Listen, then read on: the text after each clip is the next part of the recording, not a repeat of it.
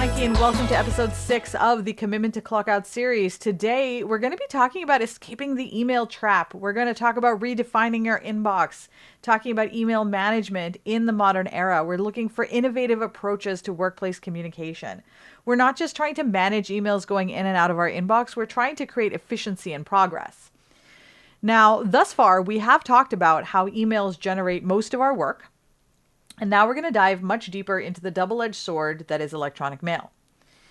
Now, email is an incredibly powerful tool that allows us to stay in contact with each other and move work through a flow at lightning speed, especially when you consider how we did business 20 to 30 years ago, which is when most of us learned our work habits and designed our workflows. But at the time, a lot of the things that we consider the way things are done, right? That was when those things were set in stone, was like 20 to 30 years ago. Now we're moving through so much more content. Our brains are working a lot faster than they ever needed to when we were moving mostly paper. The time that it took to do things before was the mental buffer that we needed between activities. So you do something and it would take time to get to someone and it would take time to get back. And now we do things the same way we did before, but with more and more content coming through, the collective stress it generates is debilitating. Because it's not actually possible for a human being to process that much information and complete all of the tasks that come at them in a full day at the pace at which many of us try to maintain. Now, when you think about it, going back to the before times, the pace at which things came was slower, and everyone had more times to get things done because, again, the general cadence was slower. What happened as the internet age took over is that we found that certain tools we had could make results happen faster.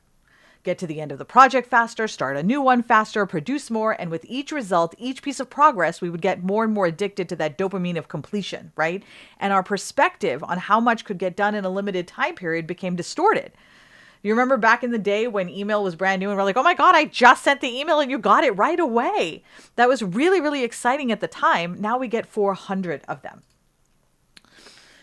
One of the very first things that I work on with all of my clients is recalibrating the scale by which they determine how much an individual human being can get done in a day. Because what we don't appreciate is that sending messages via emails and company chats expedites things when there's a few of them. But when there are 5 million coming in all at once from a dozen different places, it actually creates a bottleneck and then a dam that piles all of your remaining action items, to-dos, and emails behind it, which is when your email and your inbox and your chat start to get out of control and we start to become victims of the law of diminishing returns. Now, something to keep in mind is that though there is some variability from person to person in terms of how much an individual can handle depending on their life framework, whether you're chronically ill, do you have children, are you someone with lots of systems in place, or is your inbox overflowing in chaos? Are you neurodivergent? Are you a caregiver for someone? Do you have to take frequent breaks? I have a number of things that require me to pause, stop, take care of myself. I'm chronically ill. There's a number of things in my life framework that require that I stop. You know your life framework, so you're going to have to work around your life framework. However, there is a baseline that we can start with in terms of how to approach email that's a good starting point, with the understanding that as you put this system into place, you will adapt it to your lifestyle and your framework, and you'll start to recognize when there's too much, when you can afford to handle more, and how you manage those boundaries with yourself. The first step, though, is to set up a framework. And in this video, we're going to talk specifically about email management and go deeper into boundary setting in a different video later on. Before we go any further, though, I want to talk about how email impacts us physically. We talked about stress earlier, the excessive chats and communications that create a feeling that there's so much more to do, that you're very behind, and you just need X amount of time to get ahead, and then you'll be fine. I have heard this time and time again from so many research administrators at many levels of their career. There's a lot of work, and you just wish that you could get through a week of no interruptions to push through some of these things, and then you'll feel on top of it. But there is no such week. We keep waiting for it to come. Even in the holidays, there is no such week because we have other things going on. In addition to the stress that comes from simply looking at the email and looking at email simply as the bigger picture of messages and chats that come in, there is actually another element that has a significant impact on how we feel in our job in the day-to-day. And that's the emotional impact of each email. Think about it. Usually, in our email list past, pre-1995, we would experience maybe 1 or 2 highly emotionally charged events a day, or maybe 2 to 3 at the most, like a confrontation with a colleague, perhaps a spat with a spouse, or a phone call from an angry neighbor. Maybe you missed a deadline or something like that, right? But it was like 1 or 2 a day. Prior to that, right, we may have run into a saber-toothed tiger or had a conflict with our fellow community members. But life moved slower and the number of our stressors were less. And our stress response evolved to handle and recover from a small number of stressful situations each day, just a couple. However, today, just sitting down at our desk to check our email with a cup of coffee can bring on a deluge of emotional assailants.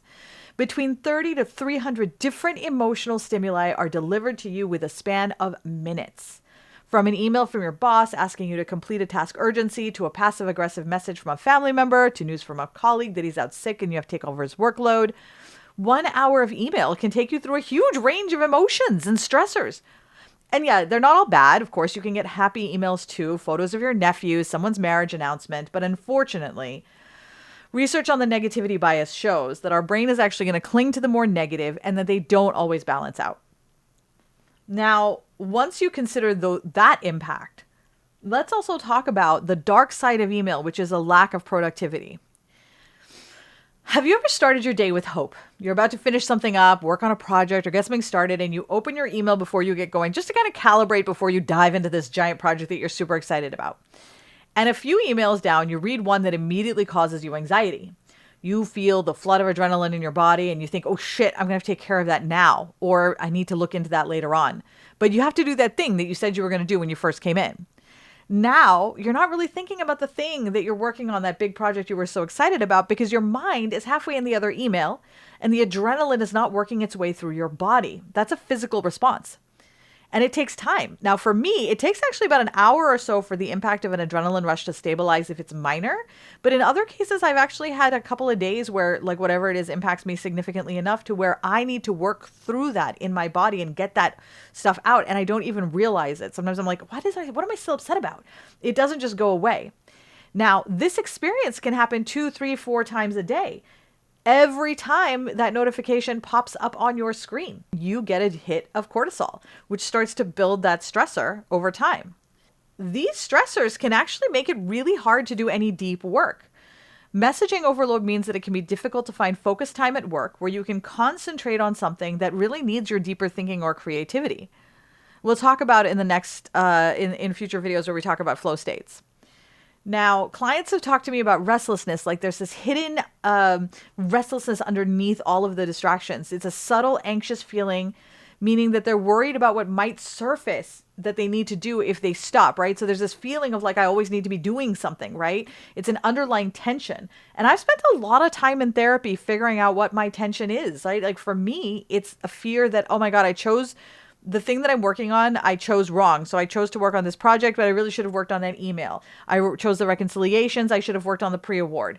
Whatever task I'm working on now, I'm really worried that I chose incorrectly. And it keeps me bouncing around because I feel like I need to be working on something else. I wasn't super confident in what my work choices were in terms of priority. So I was waiting for something to pop up that felt like a true emergency. That is a clear indicator that that's what you work on. But absent that, right, like it puts us in a really challenging situation because we need email and messaging to work, but we can also see how it derails us from getting anything done. It interferes with our flow time and it puts us in a position where we feel stuck. Now, the problem is that many research administrators think that managing email is really just about managing our inboxes, what comes in and what goes out. But in actual fact, maximizing email as a tool and not as a distraction, it requires quite a bit more than that. First, we have to be really honest about how each of us interacts with email. You have to be honest about how you interact with email. How do you interact with email and messages? And you cannot rely on how you think you're interacting with email. Most people think they know how often they check their email or how often it interferes with their lives, but you have really only scratched the surface. Second, you need a system of email management. Most of us have fairly predictable ways that we work with email. Some people use it as their to-do list. Others will click on every email that comes in to see what it is and mentally log it away as action items. Others will avoid reading emails forever. If they aren't sure what's in them, they just won't even go to their inbox. But rarely do I work with clients who have a system that tells them exactly how they deal with email and why. Their methodology sort of evolved over the years, and as we've mentioned before, it becomes just the way you do things, not necessarily the way that creates progress in your life or in your work. Third, boundaries. You need to set boundaries around email. Otherwise, you will be checking email day in and day out, long into the night, and before you even finish your first cup of coffee in the morning, and you'll not be able to sleep. There is a commonly held myth that you need to have work email on your phone. You don't. You only need that if you have an unhealthy work-life boundary. There are almost no situations in which a research administrator needs to have their email on their phone. And in the circumstances that I've worked with a client who says they do need email on their phone because of X emergency that happened once, when we dug really deep into it, we found that had she put other systems in place, that emergency wouldn't have even happened. So though I completely appreciate the feeling that we need to have email on our phones to stay on top of things, the truth is that there is a way around it. And it's another one of those things that we simply do because it feels like we've always done it this way, and it's the thing that we should be doing. And a lot of that comes down to the fourth item, which is trust.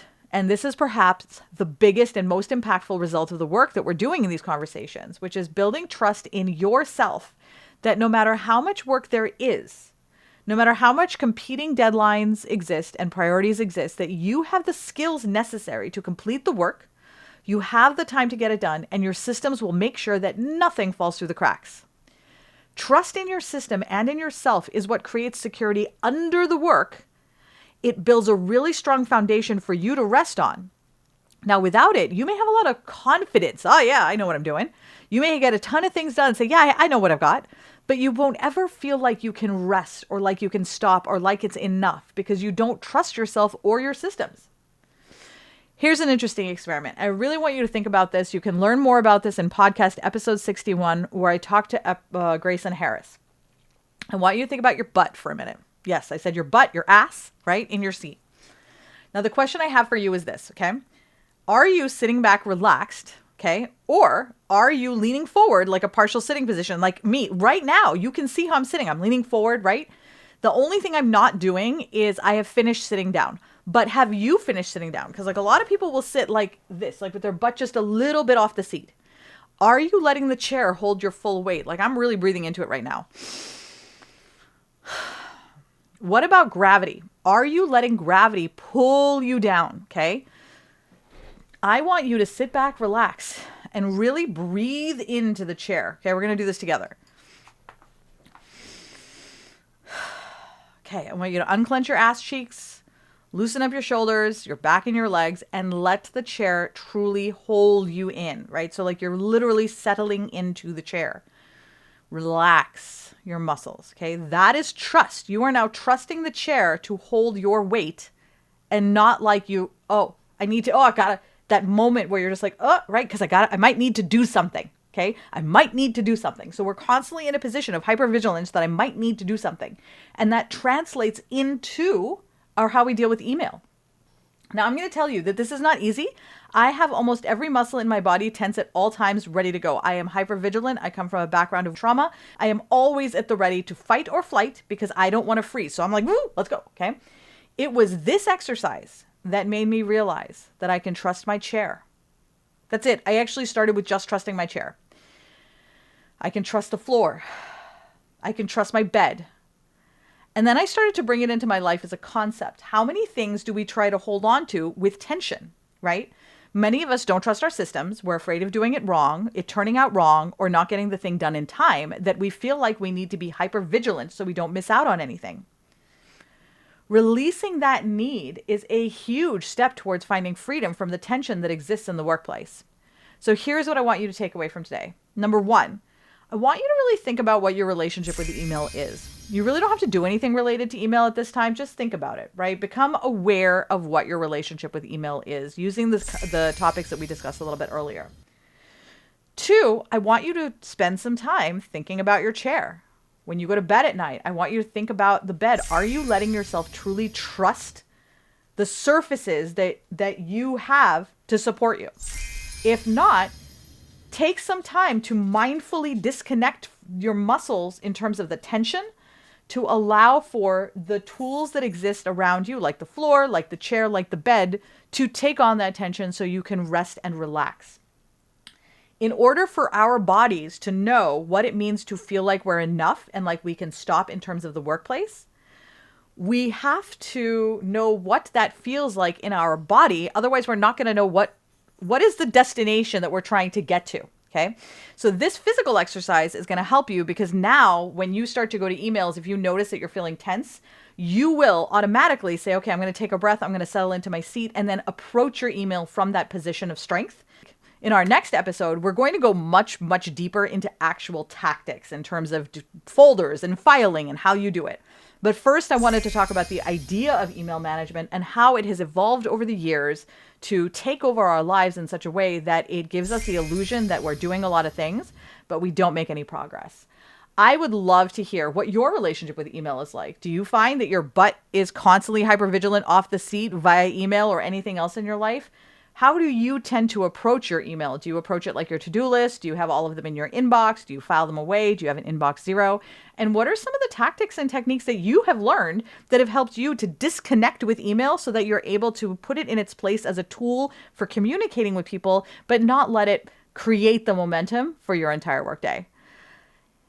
I'm Vanessa Konecki. Thank you so much for joining me for the Commitment to Clock Out series. Don't forget to like this video and hit the subscribe button to be notified for more clock out tips, and I'll see you next time.